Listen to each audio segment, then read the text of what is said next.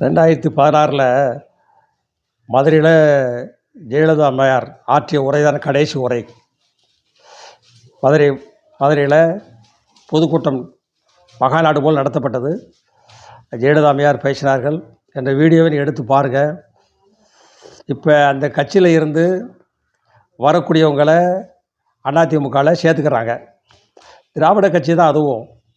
திராவிட கட்சினா திமுக கட்சி.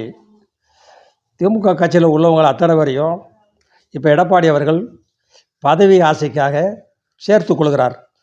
அவர் ஜெயலலிதா அம்மையார் என்ன சொன்னார்கள்? திமுக எதிரி என்று சொன்னார்கள், வசைப்பாடினார்கள். அந்த மேடை பேச்செல்லாம் இன்று வரைக்கும் ரெக்கார்டுகள் இருக்குது, மக்களே பார்த்துங்க. அப்படிப்பட்ட கட்சிகளை இப்பொழுது தனது கட்சியில் தான் பொதுச் செயலாளராக இருக்கிறோம் என்ற தைரியத்தில் அவர் சில திமுக காரர்களை சேர்த்துக்கிறாங்க.